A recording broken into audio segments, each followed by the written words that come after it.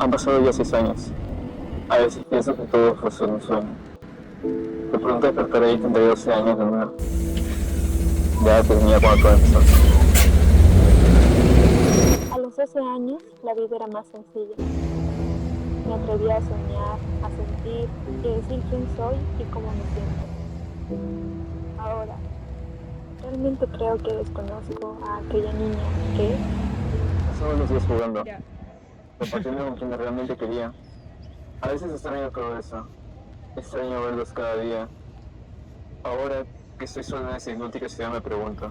Realmente la pandemia fue culpable total de lo que yo hoy interpreto como mi lamento actual. Estas son tan solo algunas perspectivas que se tienen de estos tiempos. Sin embargo, estas visiones no son suficientes para comprender la historia. Para ello, cabe la necesidad de revocar en el pasado y sumergirnos en un análisis profundo de fuentes, para saber con mayor precisión qué fue lo que pasó. Somos Comeco y el día de hoy presentamos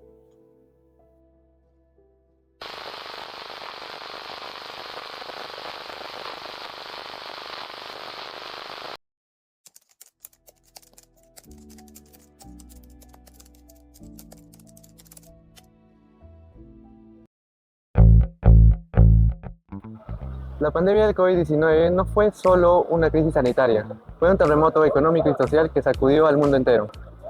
Lamentablemente, el Perú fue uno de los países más afectados en este contexto. Para darnos una idea de la gravedad del asunto, de acuerdo con estudios de Cáceres y Urbina, nos señalan que el Perú tuvo una de las tasas de mortalidad más altas por COVID-19 en el mundo y que su economía se redujo de manera significativa durante el año 2020. Entonces, ¿cómo se tradujo esto en la vida de las personas? ¿Qué estrategias tuvieron que adoptar para enfrentar la crisis, el miedo, la angustia y la desesperación? ¿Qué medidas puso el Estado?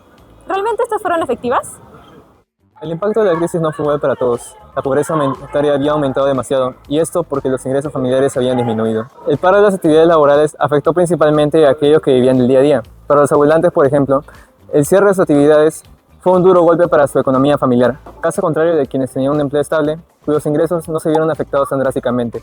Para la IEP, la reducción de este ingreso implicó un cambio en la alimentación respecto a la cantidad y la calidad de los alimentos que se consumían usualmente.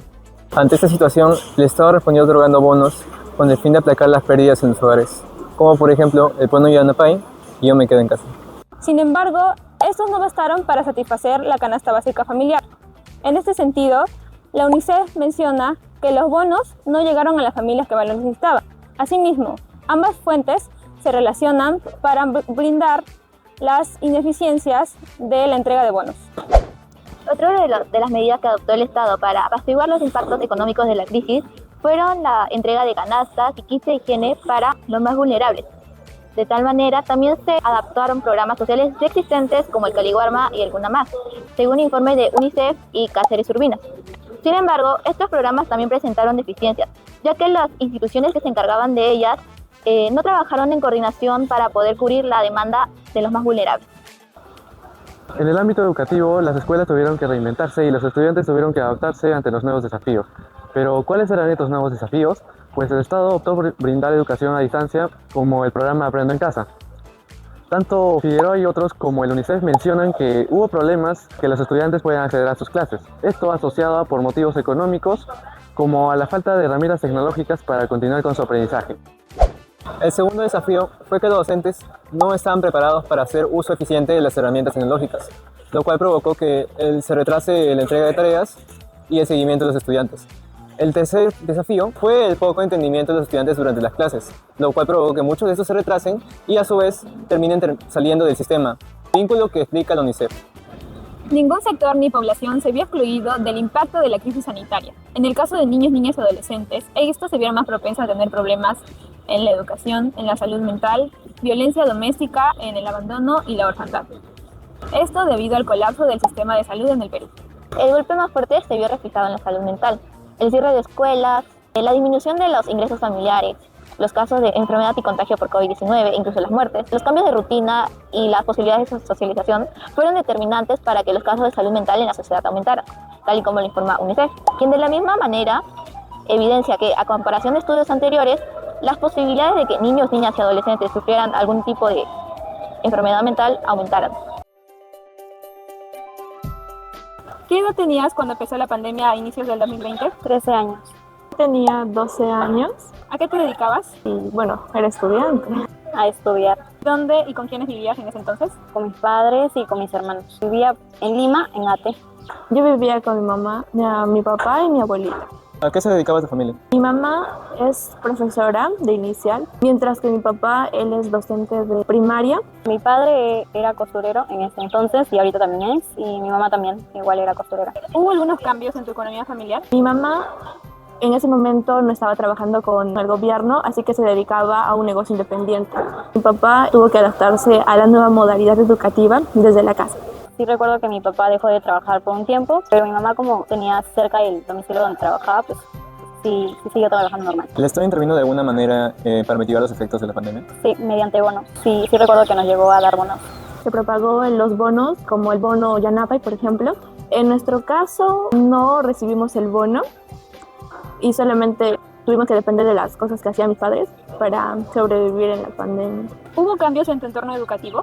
Sí, más que todo creo que al general la virtualidad, que dejamos la presencialidad. En mi caso, como era una educación de egresado, considero que fue una educación muy mediocre, pues era solamente por WhatsApp, no decía muchas cosas, entonces no considero que fue una educación muy buena entonces en ese tiempo, ¿no? Tenía grandes expectativas de cómo iba a ser esta nueva etapa. Cuando informaron de que iba a haber cuarentena y que la educación iba a tener, ya se iba a realizar por medios digitales, decían, entonces ahora nos va a enseñar una IA, ¿cómo va a ser, no? ¿Cómo los profesores se van a adaptar a este nuevo modelo? Y lo que resulta es que los principales medios de comunicación con nuestros docentes fue vía WhatsApp o Zoom, donde se dictaban las clases o se enviaba algún tipo de retroalimentación. Aparte de eso, recuerdo que el gobierno tuvo una iniciativa de hacer el programa Aprende en Casa, que lo llevamos durante los 2 años de pandemia. ¿Consideras que todo eso te ayudó a seguir aprendiendo? Considero que no aprendí mucho, era mediante WhatsApp, simplemente eran como mensajes. Los profesores creo que no tenían mucho adaptamiento también a esa tecnología, entonces también creo que eso fue un punto que afectó bastante para la educación de nosotros. Medianamente, porque era una nueva medida que se estaba incorporando para esta educación a distancia, había ciertas dificultades. Por ejemplo, el uso de las herramientas digitales para hacer que los estudiantes puedan participar un poco más, ya que solamente era asistir y muchas veces no se participaba, no había un cierto intercambio de ideas para asegurarse de que el estudiante realmente estuviera en la sesión y al menos aprendiera, ¿no? Me ayudó a desarrollar de cierta manera un poco de autonomía, ¿no? Porque tenía que aprender por mi propia cuenta, ya que los maestros no estaban ahí pendientes de nosotros. Me ayudó en esa parte, pero no considero de que haya sido un momento fuerte para garantizar mi aprendizaje. ¿Cómo cambió la relación con tu familia durante la etapa de confinamiento? No cambió mucho, la verdad. Es muy familiar para mí estar siempre todos juntos. Es algo que siempre ha sido así, entonces no cambió demasiado de la dinámica familiar. Cuando entramos en confinamiento, pasando por mi etapa de la adolescencia, creo que muchos queremos de alguna forma pasar más tiempo con nuestra familia, pero justamente la convivencia es cuando se conocen aspectos que no se intercambian en un día normal, ¿no? El estar 24 horas con tu familia y también enfrentar un nuevo tipo de exigencia académica. Pienso que sí hubo grandes desafíos, sobre todo creo que un gran desafío fue el de la comunicación. Nos encontrábamos en un mismo espacio, pero todos tenían una percepción muy diferente sobre lo que estaba ocurriendo, ¿no? Había mucha incertidumbre, ¿no? Y pienso que eso también una forma de crisis dentro de la familia que influyó mucho en la comunicación. ¿Y con tus amigos? Y sí cambió bastante porque yo solía salir antes mucho a jugar al parque con muchos amiguitos por ahí y bueno, ahora con el confinamiento y la pandemia no salíamos, entonces perdimos como ese contacto y desde ahí como que ya no nos hablábamos.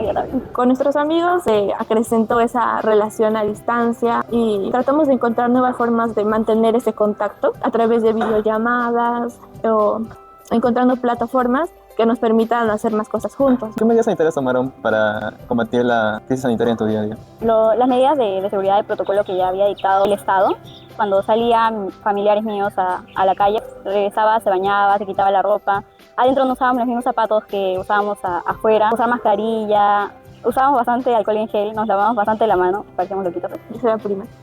Y allí hay una tendencia a confiar más en las medicinas tradicionales, por lo cual la medida que tomó mi familia fue, de primero para cuidar nuestra salud, era tomar ajo con cebolla y un preparado, eso cada mañana con la creencia de que eso podía fortalecer un poco nuestras defensas. ¿Hubo algún caso de contagio por COVID-19 en tu familia o en tu entorno cercano?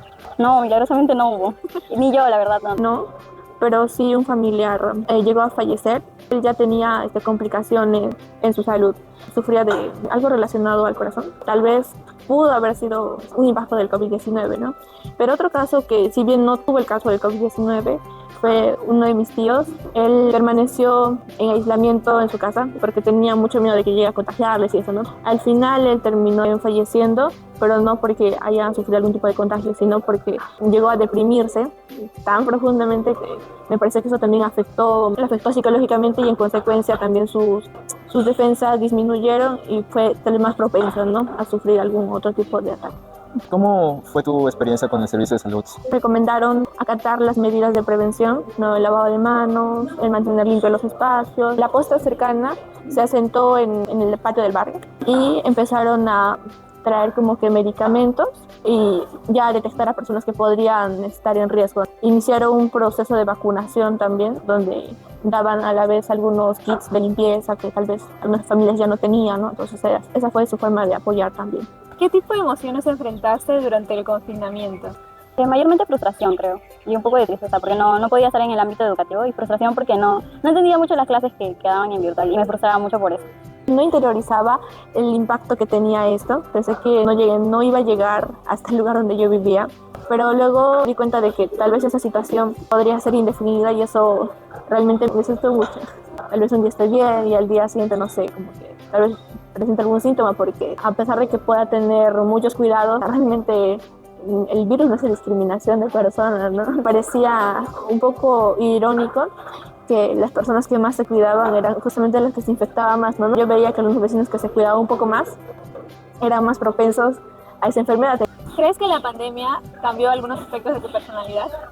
Sí, considero que sí, porque antes de la pandemia yo solía ser más extrovertida, más parlanchina, por así decirlo. En cambio, cuando ya regresamos era como que un poquito más cohibida, ya no hablaba con todos, o sea, me costaba un poquito más socializar, algo que lo tenía muy natural, por así decirlo, antes de la pandemia.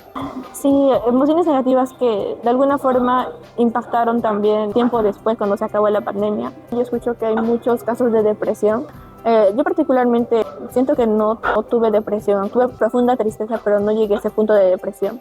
Creo que actualmente estoy en un proceso de superar esas cosas y me siento un poco más tranquila. Como se pudo apreciar, la pandemia implicó cambios radicales en el estilo de vida de muchas personas. En el aspecto económico, tanto el UNICEF como el IEP mencionan que los bonos no fueron entregados a las personas, aun cuando estos presentaban las condiciones de vulnerabilidad. Esto se evidenciado en la entrevista, dado que si bien ambas personas presentaban estas mismas condiciones, tuvieron problemas para recibir tales bonos.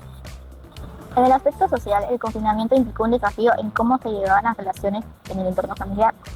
La UNICEF indica que se aumentaron los casos de disputa y violencia familiar, lo que denota la importancia de los espacios personales dentro de la familia. Si bien es cierto, en las entrevistas no se detectaron casos de violencia, sí se deja en claro que la pandemia supuso dificultades en la convivencia. Con respecto al ámbito educativo, la suspensión de las clases presenciales como medida de prevención obligó al sistema educativo a migrar hacia modelos de enseñanza remoto. No obstante, como menciona Figueroa y otros, hubo problemas estructurales como la falta de conectividad o las desigualdades socioeconómicas, las cuales son consideradas por el UNICEF como las razones por las cuales dicho sistema fue considerado ineficiente. Por su parte, las entrevistadas no mencionan problemas en la conectividad en las sesiones virtuales, pero sí que el programa fracasó, considerándolo un vacío en la educación. Respecto a las medidas usadas para hacer frente a la crisis sanitaria y evitar el contagio, las entrevistadas plantean distintas estrategias en base a las recomendaciones dadas por el Estado, como lavado de manos, y basado también en sus prácticas personales, como la preparación de remedios caseros para aumentar las defensas. Las fuentes no mencionan información en relación a las prácticas que desarrollaron las personas, sino que enfatizan en las medidas aprobadas por el Estado, hecho que se diferencia del testimonio de las entrevistadas. Algunas de las creencias que se tenían durante ese periodo era que aquellas personas que ya venían trayendo con alguna enfermedad eran posibles víctimas mortales del virus. Por ello, se notó un cuidado exhaustivo, sobre todo en las personas de mayor edad, lo cual resultó irónico, puesto que también se creía que aquellos que se esforzaban más por cuidarse terminaban volviéndose víctimas mortales del virus. Esta información no se ve contrastada dentro de las fuentes, sin embargo, se puede entender como parte de un miedo colectivo propio del desconocimiento de la enfermedad. A su vez, la salud mental también se ve afectada durante ese periodo. Los testimonios comentan que los sentimientos de miedo e incertidumbre eran bastante comunes. Dados los eventos de este periodo, También la salud mental se volvió de interés común, lo cual en cierto modo ayudó a mejorar la percepción que se tenía sobre esta como un problema. Sin embargo, eso no evitó que muchas personas puedan desarrollar algún tipo de depresión, ya que los problemas durante el confinamiento y la pérdida de algún familiar fueron determinantes en estos problemas, tal como lo explica la narrativa de la UNICEF. En síntesis, existe una correlación entre la información recopilada y la de las entrevistas. Por ello estamos ante un caso en que la memoria está alineada a las fuentes académicas de la época, coincidiendo en que la pandemia de la COVID-19 implicó desde cambios hasta deficiencias en el manejo y el impacto en diferentes sectores de la población. Gracias. Gracias.